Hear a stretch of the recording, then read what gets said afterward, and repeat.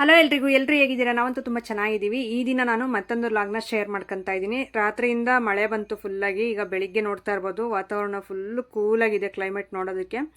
ನಮ್ಮ ಮನೆ ಮುಂದೆ ಈ ರೀತಿ ಇದೆ, ನೋಡ್ತಾ ಇರ್ಬೋದು ನೀವು. ಹೊಸ್ದಾಗಿ ಯಾರಾದರೂ ನೋಡ್ತಾ ಇದ್ದರೆ ಪ್ಲೀಸ್ ಸಬ್ಸ್ಕ್ರೈಬ್ ಮಾಡ್ಕೊಳ್ಳಿ. ವಿಡಿಯೋ ಇಷ್ಟ ಆದರೆ ಪ್ಲೀಸ್ ಒಂದು ಲೈಕ್ ಮಾಡೋದು ಮಾತ್ರ ಮರಿಬೇಡಿ. ಲೈಕ್ ಮಾಡಿ ಹಾಗೆ ಸಪೋರ್ಟ್ ಮಾಡಿ ಅಂತ ಕೇಳ್ಕೊಳ್ತಾ ಇದ್ದೀನಿ. ಹಾಗೆ ಹೊರಗಡೆ ಕೆಲಸ ಎಲ್ಲ ನೋಡ್ಕೊಂಡು ಒಳಗಡೆ ಬಂದೆ. ಈಗ ಡೈರೆಕ್ಟಾಗಿ ಸ್ವಲ್ಪ ಇದು ಗ್ಲಾಸಿಂದು, ನಮ್ಮ ಮನೆಗೆ ಒಂದೆರಡು ಗಾಜಿಂದು ಗ್ಲಾಸ್ ಇತ್ತು, ಅದು ಜಾರ್ ಟೈಪು. ಸೊ ಅದಕ್ಕೆ ಅದರಲ್ಲಿ ನಾನು ಜೇನುತುಪ್ಪನ ಏನೋ ಹಾಕಿಟ್ಟಿದ್ದೆ, ಹೌದು. ಅದನ್ನೆಲ್ಲ ಕ್ಲೀನ್ ಮಾಡಿದ್ದೆ. ಅದಕ್ಕೆ ಸ್ವಲ್ಪ ಏನಾದರೂ ಹಾಕೋಣ ಅಂದರೆ ಇದಕ್ಕೆ ಟೀ ಪೌಡ್ರ್ ಹಾಕೋಣ ಡೈಲಿ ಬಳಸ್ಕೊಳ್ಳೋ ಅಂಥದ್ದಕ್ಕೆ. ಇದು ಪ್ಲಾಸ್ಟಿಕ್ ಡಬ್ಬದಲ್ಲಿ ಹಾಕಿದ್ದೆ, ಅದರಲ್ಲಿ ಬೇಡ, ಈ ಥರ ಗಾಜಿನ ಬಾಟ್ಲಲ್ಲಿ ಹಾಕ್ಕೊಂಡ್ರೆ ಚೆನ್ನಾಗಿರುತ್ತೆ, ಹೆಲ್ದಿಯಾಗೂ ಇರುತ್ತೆ ಅಂತಂದು ನಾನು ಅದಕ್ಕೆ ಇದರಲ್ಲಿ ಹಾಕ್ತಾಯಿದ್ದೀನಿ. ಅದು ಹಾಕ್ಬೇಕಾದ್ರೆ ಸ್ಟಾರ್ಟಿಂಗಲ್ಲಿ ಆ ಥರ ಚೆಲ್ಲೋಯ್ತು. ನಮ್ಮ ಮನೆಯವ್ರು ಬೈತಾಯಿದ್ರು, ವೀಡಿಯೋ ಅವರೇ ಮಾಡ್ತಾ ಇರೋದು. ಅರ್ಜೆಂಟ್ ಆಗೋಗ್ಬೇಕು ನಿನ್ನ ಕೆಲಸಗಳೆಲ್ಲ, ಅದರಲ್ಲೂ ಸ್ವಲ್ಪ ಚೆಲ್ತೀಯ, ಸ್ವಲ್ಪ ಹಾಕ್ತೀಯಾ ಅಂತ ಬೈದರು. ಅದು ಸ್ಟಾರ್ಟಿಂಗಲ್ಲಿ ಅದು ಹಿಂದ್ಗಡೆ ಇರೋದು ನಾನು ಬೇಗ ಅಬ್ಸರ್ವ್ ಮಾಡಲಿಲ್ಲ, ಹಂಗೆ ಬಗ್ಗಿಸ್ಬಿಟ್ನ, ಬೇಗ ಬಂದುಬಿಡ್ತು ಈಚೆ ಕಡೆ ಹೊರಗಡೆ. ಅದಕ್ಕೆ ಒಂದು ಸ್ವಲ್ಪ ತೆಗೆದು ಆ ಬೇಷನ್ಗೆ ಹಾಕ್ಬಿಟ್ಟು, ಇನ್ನು ಉಳ್ಕೆ ಆಗಿದೆ ಇನ್ನೊಂದು ಚೂರು ಮಿಕ್ತು ಅದು ಟೀ ಪೌಡ್ರು, ಅದಕ್ಕೆ ಒಂದು ಕಡೆ ಎತ್ತಿಡ್ತಾ ಇದ್ದೀನಿ. ಹಾಗೆ ಇವತ್ತು ನಾನು ಒಂದು ಸಾರಿನ ಪುಡಿನ ಶೇರ್ ಮಾಡ್ಕೊತಾ ಇದ್ದೀನಿ. ಅದನ್ನು ಧನಿಯಾ ಪುಡಿನೂ ಅಂತೀವಿ, ಮತ್ತು ಸಾಂಬಾರ್ದು ಪುಡಿನೂ ಅಂತೀವಿ, ಸಾರಿನ ಪುಡಿನೂ, ಏನು ಅವ್ರವ್ರ ಕಡೆ ಯಾವ್ಯಾವ ರೀತಿ ಕರೀತಾರೋ ಆ ರೀತಿ ಹೆಸರು.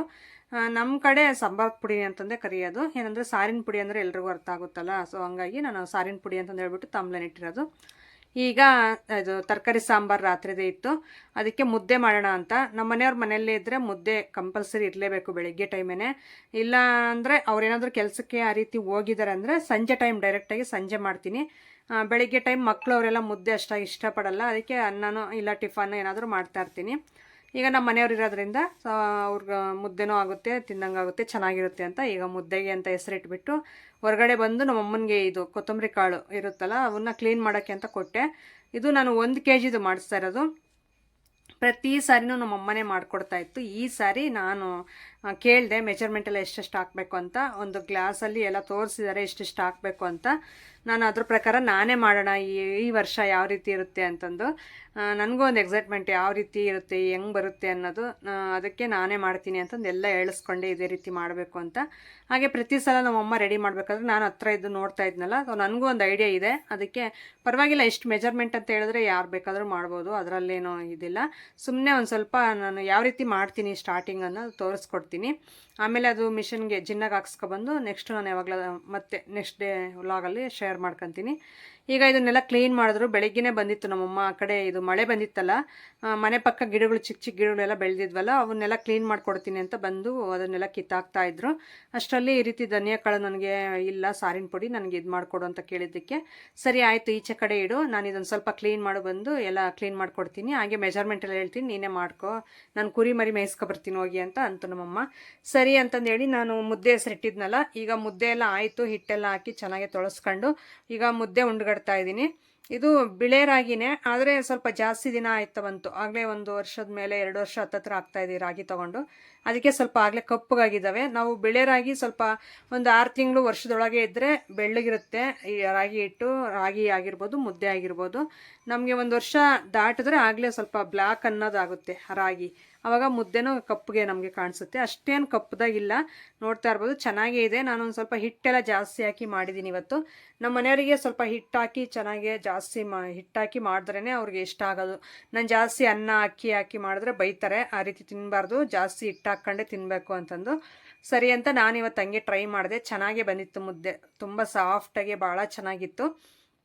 ಇನ್ನು ಮಕ್ಕಳೆಲ್ಲ ಅಲ್ಲೇ ನಮ್ಮ ಅಮ್ಮರ ಮನೇಲೆ ಊಟ ಮಾಡಿ ಅವ್ರು ಕ್ರಿಕೆಟ್ ಆಡೋಕ್ಕೆ ಹೋಗ್ತಾರೆ. ಈಗ ರಜೆಗಳು ಬೇರೆ, ಬೆಳಿಗ್ಗೆನೇ ಎದ್ದಿದ ತಕ್ಷಣ ಅವರು ಅಲ್ಲಿ ತಿನ್ನೋದು, ಕ್ರಿಕೆಟ್ ಆಡೋಕ್ಕೆ ಹೋಗೋದು ಡೇ ಫುಲ್ಲು. ಸೊ ಮಧ್ಯಾಹ್ನ ಬಂದಮೇಲೆ ಡೈರೆಕ್ಟ್ ನಮ್ಮ ಮನೆಗೆ ಊಟ ಮಾಡ್ತಾರೆ.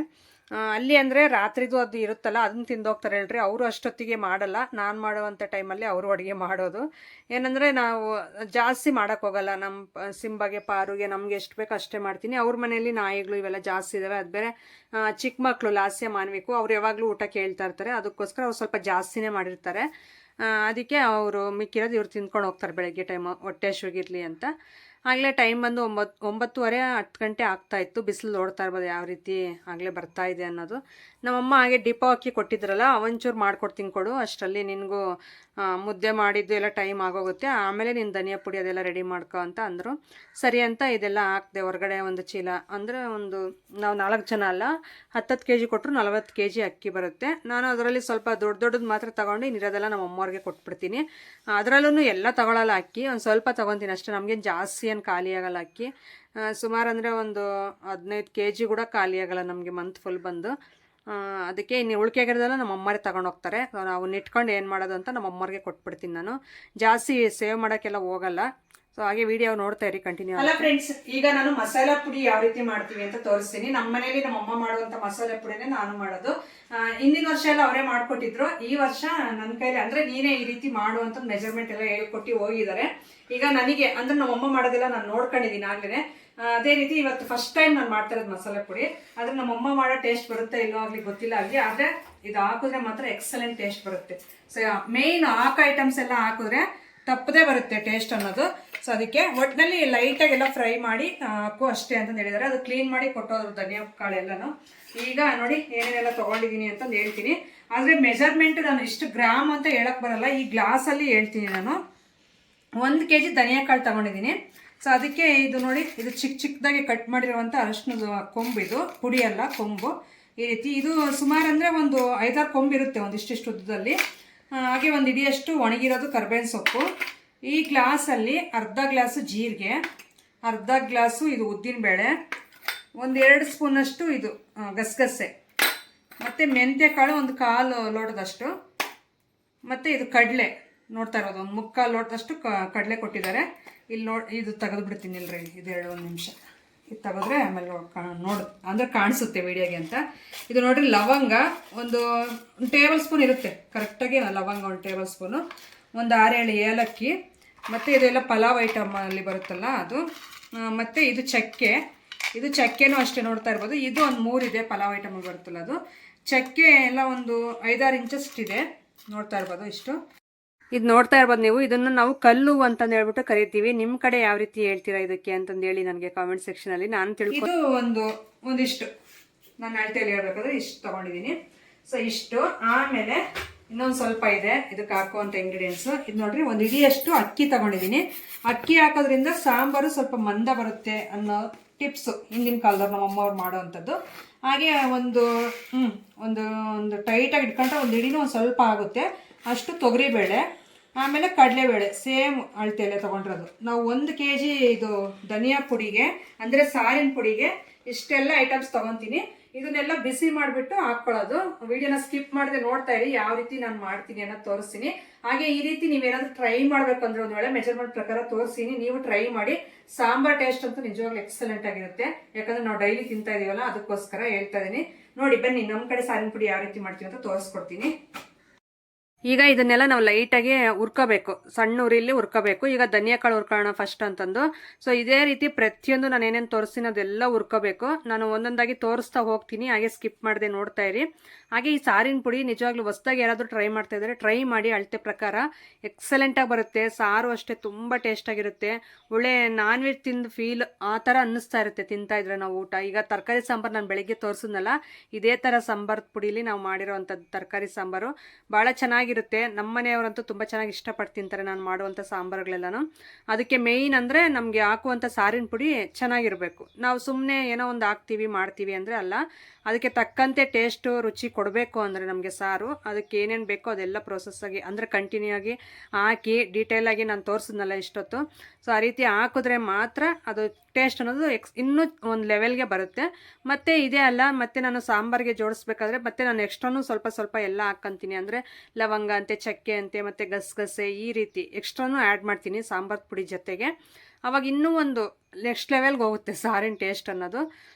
ಈಗ ಅದನ್ನು ನೀಟಾಗಿ ಬಿಸಿ ಮಾಡ್ಕೊಂಡು ಮತ್ತೆ ನಾನು ಇದನ್ನು ನನ್ನ ಇನ್ಸ್ಟಾಗ್ರಾಮ್ಗೂ ತೊಗೊಂಡು ಸ್ವಲ್ಪ ಸ್ವಲ್ಪ ವೀಡಿಯೋನ ಆ್ಯಡ್ ಮಾಡ್ಕೊಂಡು ಅದು ನನ್ನ ಓನ್ ಐಡಿಯಾ ಮೇಲೆ ನಾನು ತೊಗೊತೀನಿ. ನೀವು ಯಾವ ರೀತಿ ಮಾಡ್ತೀರಾ ಅಂದರೆ ನೋಡಿರಿ, ಇದೇ ಥರ ನಾನು ಒಂದೇ ಮೊಬೈಲಲ್ಲೇ ನಾನು ಶೂಟ್ ಮಾಡೋದು ವೀಡಿಯೋ ಅನ್ನೋದು. ನನಗೆ 2 ಮೊಬೈಲು ಇಲ್ಲ ಹೇಳ್ಬೇಕಂದ್ರೆ.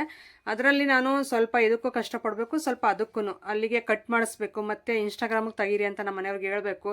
ಸೊ ಇದೇ ಕ್ಲಿಪ್ಪು ತೆಗೀರಿ, ಇದೇ ರೀತಿ ತೆಗೀರಿ ಅಂತ ನಾನು ಹೇಳ್ಕೊಡ್ತಾ ಇರ್ತೀನಿ, ನಮ್ಮ ಮನೆಯವ್ರು ತೆಗಿತಾ ಇರ್ತಾರೆ. ಹಂಗಾಗಿ ಅದನ್ನು ಏನೋ ಪ್ರೊಸೆಸ್ಸಾಗಿ ಇವರು ಡೀಟೇಲಾಗಿ ಇನ್ಸ್ಟಾಗ್ರಾಮ್ಗೆ ಮಾಡಿದಾರೇನೋ ಅನ್ನೋ ರೀತಿ ಕಾಣಿಸ್ತಾ ಇರುತ್ತೆ ವೀಡಿಯೋ. ಆ ರೀತಿ ತೆಗ್ಸಿರ್ತೀನಿ ನಾನು. ಅದಕ್ಕೆಲ್ಲ ಸ್ವಂತ ಐಡಿಯಾ ಅನ್ನೋದು ಉಪಯೋಗಿಸಿದ್ರೇ ಅದಕ್ಕೆಲ್ಲ ವರ್ಕೌಟ್ ಆಗೋದು. ನಾನಂತೂ ಸ್ವಂತವಾಗಿ ಈ ರೀತಿ ಎಲ್ಲ ಮಾಡ್ತಾಯಿರ್ತೀನಿ ವೀಡಿಯೋಸು. ಅದು ನೋಡೋರಿಗೆ ನೀವು 2 ಮೊಬೈಲಿಂದ ಶೂಟ್ ಮಾಡ್ತೀರಾ, ಅದು ಹೆಂಗೆ ಮಾಡ್ತೀರಾ ನೀವು, ಯೂಟ್ಯೂಬ್ಗೂ ಇನ್ಸ್ಟಾಗ್ರಾಮ್ಗೂ ಒಂದೇ ರೀತಿ ಇರುತ್ತಲ್ಲ ವೀಡಿಯೋ ಅಂತಂದು ಕೇಳ್ತಾ ಇರ್ತೀರಾ. ಅದು ನನ್ನ ಐಡಿಯಾ ಪ್ರಕಾರ ನಾನು ಮಾಡಿಸ್ತಾ ಇರ್ತೀನಿ. ಅಷ್ಟೇ ಆಗಲಿ, ನನಗೆ 2 ಮೊಬೈಲ್ ಸಮೇತ ಎಲ್ಲ ಒಂದೇ ಮೊಬೈಲಲ್ಲೇ ಈಗ ಶೂಟ್ ಮಾಡಿಸ್ತಾ ಇರೋದು. ಇನ್ಸ್ಟಾಗ್ರಾಮಲ್ಲಿ ಬೆಳಿಗ್ಗೆ ಹಾಕಿದ್ದೆ, ಅದನ್ನು ನಿಮಗೆ ಡೀಟೇಲಾಗಿ ಬೇಕಂದರೆ ಯೂಟ್ಯೂಬಲ್ಲಿ ನೋಡಿ ಅಂತಂದು ಹೇಳಿದ್ದೆ ಅಲ್ಲೂ. ಸೊ ಅಲ್ಲಿಯವರು ನೋಡ್ತಾ ಇರ್ತೀರಾ ಅಂತ ಅಂದ್ಕೊಂಡಿದ್ದೀನಿ. ಈಗ ನೋಡಿ, ಎಲ್ಲ ನಾನು ತೊಗೊಂಡಿರೋ ಅಂಥ ಐಟಮ್ಸ್ ಎಲ್ಲ ಲೈಟಾಗಿ ಆ ರೀತಿ ಬಿಸಿ ಮಾಡಬೇಕು, ಹಾಕಬೇಕು. ಅದು ಬಾಣಲಿ ಸ್ವಲ್ಪ ವೆಯ್ಟ್ ಇದೆ, ಅದು ನನಗೆ ಕೈಯಲ್ಲಿ ಹಾಕಕ್ಕೆ ಬರ್ತಾಯಿಲ್ಲ, ಸ್ವಲ್ಪ ಹೀಟೂ ಇತ್ತು ಬಾಣಲಿ. ಅದರಲ್ಲಿ ಸ್ವಲ್ಪ ನಾನು ಕ್ಲಚ್ಚರ್ ಇದೆಯಲ್ಲ ಅದನ್ನು ಸ್ವಲ್ಪ ಇದು ಮಾಡ್ಕೋಬೇಕು. ನಾನು ಅದನ್ನ ತೊಗೊಳ್ಳೋದೇ ಮರ್ತುಬಿಟ್ಟಿದ್ದೀನಿ, ಬರೀ ಬಟ್ಟೆನೇ ಬಳಸ್ತಾ ಇದ್ದೀನಿ. ಇನ್ಮೇಲೆ ಆ ಕ್ಲಚ್ಚರಿಂದನೇ ಇಟ್ಕೋಬೇಕು. ಅದು ಇಟ್ಕೊಂಡ್ರೆ ಒಂದೊಂದು ಇದು ಸ್ಲಿಪ್ ಆಗಿಬಿಡುತ್ತೆ, ಅದಕ್ಕೆ ಭಯ ನನಗೆ ಹೀಟ್ ಇರಬೇಕಾದ್ರೆ. ಸೊ ಅದಕ್ಕೆ ಬಟ್ಟೆ ಆದರೆ ನಮ್ಮ ಕೈಯಲ್ಲಿರುತ್ತಲ್ಲ ಸೇಫಾಗಿ ಅಂತ ನಾನು ಅದನ್ನು ಬಳಸ್ತಾ ಇರ್ತೀನಿ. ಈಗ ನೋಡಿ, ಕಡಲೆ ಹಾಕ್ತಾಯಿದ್ದೀನಿ. ಕಡಲೆ ಇದು ಹಾಕೋದ್ರಿಂದ ಟೇಸ್ಟು ಚೆನ್ನಾಗಿರುತ್ತೆ. ಇನ್ನೂ ಇದನ್ನು ಅಷ್ಟೇ ಲೈಟಾಗಿ ಆ ರೀತಿ ಬಿಸಿ ಮಾಡ್ತಾಯಿದ್ದೀನಿ, ನೋಡ್ತಾ ಇರ್ಬೋದು ನೀವು. ಸೊ ಹಿಂಗೆ ಪ್ರತಿಯೊಂದು ಈ ರೀತಿ ಬಿಸಿ ಮಾಡಬೇಕು, ಹಾಕಬೇಕು, ಬಿಸಿ ಮಾಡಬೇಕು, ಹಾಕಬೇಕು. ತಗೊಂಡಿರೋಂಥ ಐಟಮ್ ಎಲ್ಲ ನಮ್ಮ ಮನೆಯವರು ಇನ್ನೂ ಎಷ್ಟೊತ್ತು ಅಂತ ಇದ್ರು ಹಿಂದ್ಗಡೆ ನಿಂತ್ಕೊಂಡು. ಯಾಕಂದರೆ ಅವರು ಕ್ಲಿಪ್ ಎಲ್ಲ ವೀಡಿಯೋ ಮಾಡಬೇಕಂದ್ರೆ ಅವ್ರದ್ದು ಕಷ್ಟ ಇರುತ್ತೆ, ನನ್ನದು ಕಷ್ಟ ಇರುತ್ತೆ ಇಲ್ಲಿ. ಅದರಲ್ಲಿ ಬಿಸಿಲಲ್ಲಿ ಬೇರೆ ಫುಲ್ಲು ಸೆಕೆ ನೀರೆಲ್ಲ ಸುಮ್ಮನೆ ಸ್ವೆಟ್ಟು ಸುಮ್ಮನೆ ಇಳಿದು ಹೋಗ್ತಾಯಿತ್ತು. ಆ ಥರ ನಿಜವಾಗ್ಲೂ ಈ ಬೇಸಿಗೆಯಲ್ಲಂತೂ ಅಡುಗೆ ಮಾಡೋಕ್ಕೆ ಆಗಲ್ಲ. ಅಡುಗೆ ಮನೇಲಿ ಆ ರೀತಿ ಇರುತ್ತೆ ನಮಗೆ ಹೀಟ್ ಅನ್ನೋದು. ಅದ್ಮೇಲೆ ಮೇಲ್ಗಡೆ ಎಲ್ಲ ಶೀಟು ಮತ್ತು ಈ ಕಿಟಕಿ ನಾವು ವಿಂಡೋ ಓಪನ್ ಮಾಡಿದ್ರೆ ಏನಾಗುತ್ತೆ ಅಂದರೆ ವೀಡಿಯೋ ಕವರ್ ಆಗೋಲ್ಲ, ಬೆಳಕು ನನಗೆ ಅದಕ್ಕೆ ಬಿದ್ದುಬಿಡುತ್ತಲ್ಲ, ಚೆನ್ನಾಗಿ ಕವರ್ ಆಗೋಲ್ಲ. ಕತ್ಲೆ ಥರ ಒಂಥರ ಫುಲ್ ವೈಟ್ ಥರ ಬಂದುಬಿಡುತ್ತೆ. ಅದನ್ನು ಕ್ಲೋಸ್ ಮಾಡ್ಕೊಂಡೇ ಮಾಡಬೇಕು ನಾನು ವೀಡಿಯೋ ಶೂಟ್ ಮಾಡಬೇಕಾದ್ರೆ. ಸೊ ಅದಕ್ಕೆ ನನಗೆ ಗಾಳಿ ಅನ್ನೋದು ಎಲ್ಲಿಂದನೂ ಬರಲ್ಲ, ಆಚೆ ಕಡೆಯಿಂದ ಮೇಲ್ಗಡೆ ಟಾಪು ಅದು ನೋಡಿದ್ರೆ ಶೀಟು ಫುಲ್ಲು ಸ್ವೆಟ್ಟು. ಈ ಸೆಕೆಗಾಲ ಯಾವಾಗ ಹೊರಟೋಗುತ್ತಪ್ಪ ಅನ್ನಿಸ್ಬಿಟ್ಟೈತೆ ನನಗೆ. ಈಗ ನೋಡಿ, ಕಲ್ಲುಗು ಅದನ್ನೆಲ್ಲ ಬಿಸಿ ಮಾಡ್ಕೊಂಡು ಈಗ ನಾನು ಒಂದು ಸ್ವಲ್ಪ ತೊಗರಿಬೇಳೆ ಮತ್ತು ಉದ್ದಿನಬೇಳೆ ಇದ್ವಲ್ಲ, ತೊಗರಿಬೇಳೆ ಮತ್ತು ಇದನ್ನೇನಂತಾರಪ್ಪ ಮರ್ತೇ ಹೋಗ್ತೀನಿ ಹೇಳ್ತಾ ನಾನು, ಕಡಲೆಬೇಳೆ, ತೊಗರಿಬೇಳೆ, ಕಡಲೆಬೇಳೆ ಅವನ್ನ ಬಿಸಿ ಮಾಡ್ಕೊತಾ ಇದ್ದೀನಿ. ಹಂಗೇನೆ ಏನಾದರೂ ಒಂದು ನಾವು ಇದು ಮಾಡೋ ಗಡಿಬಿಡಿಲಿ ಏನಾದರೂ ಒಂದು ಹೇಳೋದಾಗಲಿ, ಈ ಥರ ವಾಯ್ಸ್ ಓವರ್ ಕೊಡಬೇಕಾದ್ರೆ ಏನಾದರೂ ಒಂದು ವಿಷಯ ಮರ್ತುಬಿಟ್ಟಿರ್ತೀನಿ, ಇಲ್ಲ ಅರ್ಜೆಂಟಲ್ಲಿ ಏನಾದರೂ ಒಂದು ಏನಾದರೂ ಒಂದು ರಾಂಗ್ ಮಾತಾಡಿರ್ತೀನಿ. ಅದನ್ನು ನೋಡ್ತಾ ಇರ್ತಾರಲ್ಲ, ಸ್ಕಿಪ್ ಮಾಡಿದೆ ಅಂಥವರು ಅದನ್ನು ಇಟ್ಕೊಬಿಟ್ಟು ಕಾಮೆಂಟ್ ಸೆಕ್ಷನಲ್ಲಿ ತಿಳಿಸ್ತಾರೆ. ನನಗೆ ಒಂಥರ ನಗು ಬರುತ್ತೆ ಆ ಟೈಮಲ್ಲಿ. ಹೌದಲ್ವಾ, ನಾನು ಹಿಂಗೆ ಮಾತಾಡಿದ್ದೀನಲ್ವ ಅದರಲ್ಲಿ ಅಂತ ಅನಿಸುತ್ತೆ. ಏನಿಲ್ಲ, ಅದು ಮಾತಾಡ್ತಾ ಒಂದು ಫ್ಲೋ ಅಲ್ಲಿ ಏನಾದರೂ ಒಂದು ಸ್ಲಿಪ್ ಆಗುತ್ತೆ ವರ್ಡ್ ಅನ್ನೋದು, ಇಲ್ಲ ಒಂದು ಮರ್ತೋಗಿ ರಾಂಗ್ ಹೇಳಿರ್ತೀನಿ. ಅಷ್ಟು ಬಿಟ್ಟರೆ ಇನ್ನೇನು ಗೊತ್ತಿಲ್ಲದೇನೆ ಅಲ್ಲ, ಅದು ಮರ್ತೋಗುತ್ತೆ ಅಷ್ಟೇ ಹೇಳಬೇಕಾದ್ರೆ. ಹಾಗೆ ಒಂದು ಇಡಿಯಷ್ಟು ಅಕ್ಕಿ. ಈಗ ಅಕ್ಕಿ ನಾವು ಹಾಕೋದ್ರಿಂದ ಅದೊಂದು ಸ್ವಲ್ಪ ಮಂದ ಬರುತ್ತಂತೆ ಸಾಂಬಾರು, ನಾವು ಧನಿಯಾ ಪುಡಿಗೆ ಸೇರಿಸಿದ್ರೆ. ಅದಕ್ಕೆ ಅದೊಂದು ಇಡಿಯಷ್ಟು ಹಾಕಿದ್ದೀನಿ, ಅದನ್ನು ಜಾಸ್ತಿ ಹಾಕಿಲ್ಲ. ಸ್ವಲ್ಪ ಜನ ಅದನ್ನು ಜಾಸ್ತಿ ಹಾಕ್ತಾರೆ, ಜಾಸ್ತಿ ಮಂದ ಬರಲಿ ಸಾಂಬಾರು ಅಂತ. ಚೆನ್ನಾಗಿರಲ್ಲ ಅಷ್ಟಾಗಿ ಅದು ಮಂದ ಬಂದರೆ. ನಾನೊಂದು ಸ್ವಲ್ಪ ಇರಲಿ ಅಂತ ಒಂದು ಶಾಸ್ತ್ರಕ್ಕೆ ಹಾಕ್ತಾರಲ್ಲ ಆ ರೀತಿ ಹಾಕಿದ್ದೀನಿ.